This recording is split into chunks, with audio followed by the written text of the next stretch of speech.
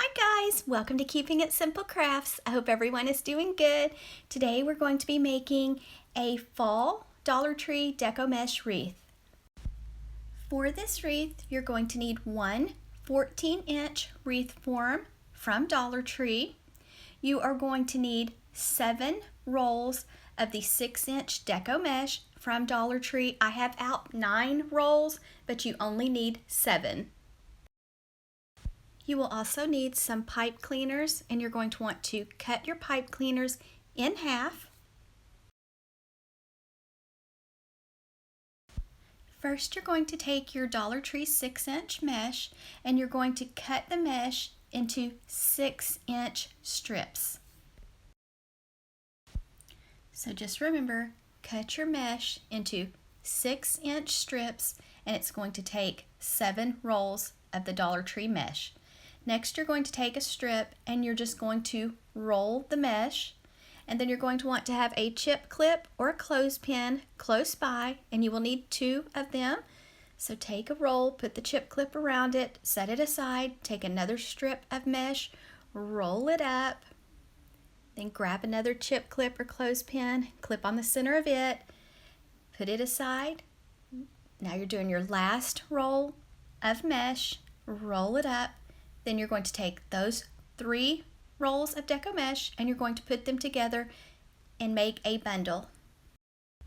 Once you have your 3 rolls or curls together, you're going to take a pipe cleaner, wrap it nice and tight around the center of your mesh and give it a twist. You only want to twist 1 or 2 times because you do not want it to sit up too high on your wreath form. We are only using the 2 middle wires, so take your pipe cleaners, wrap it around those 2 middle wires, go to the back, give your pipe cleaners a few twists. Same steps. You're going to be making little rolls. You're going to roll 3 strips of your Deco Mesh and then make a bundle. On your wreath ring, there are 6 sections. In each section, you're going to want to put 10 bundles.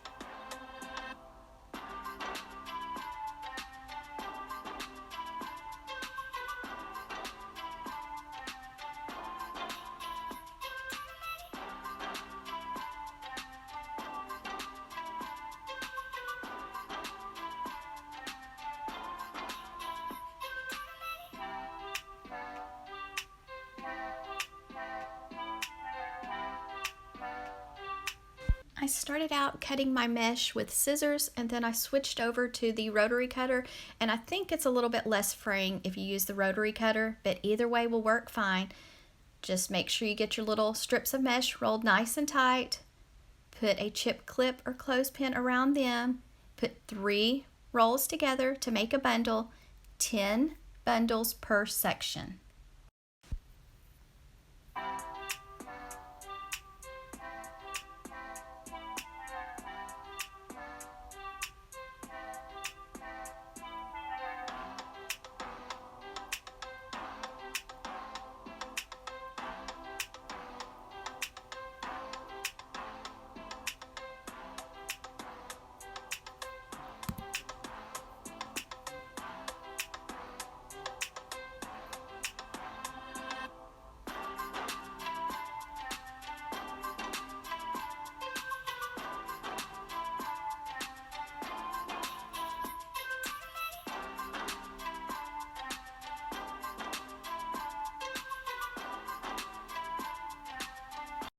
So here's how the wreath looks when you have all 60 bundles of Deco Mesh on your wreath form. It is so full and fluffy, and you can make this for any season or holiday and use whatever color Deco Mesh you would like.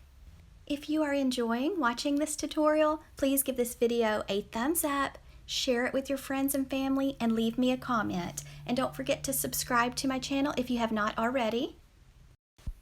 Now it's time to decorate our wreath. And like I said, it only took 7 rolls. I thought it would take 9 rolls of mesh, but it only took 7. So I'm going to put this adorable little wagon sign from Dollar Tree on my wreath that my friend Dawn sent me. So thank you so much, Dawn. I am also going to tie a big bow, and I used 3 different colors of ribbon with wire. And I picked up that ribbon from Sam's Club, and the other 2 I believe came from Michael's. And you're going to need 2 Dollar Tree pumpkin picks. Next, let's make a big bow. So first you're going to let out a tail, make a loop, pinch your ribbon nice and tight in your left hand, go to the other side, make another loop about the same size as your first loop, keep it pinched nice and tight in your hand. Then you're going to go back to your first side, make another loop, check to make sure the loop's about the same size as the first one you made. Then go back to the other side, same steps, make another loop. Now I'm going to be adding another color on top of this adorable pumpkin ribbon. So we're going to be adding the red ribbon next.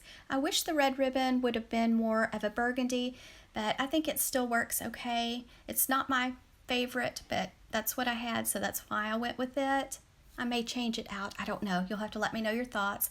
Same steps, let out a tail, make a loop, keep it pinched tightly in your left hand. Same steps, check your loops to make sure they're about the same size, and then just go back and forth, trying to keep the loops the same size on each side until you get the bow the size you want, and then you'll want some floral wire to wrap it nice and tight around the center of your bow.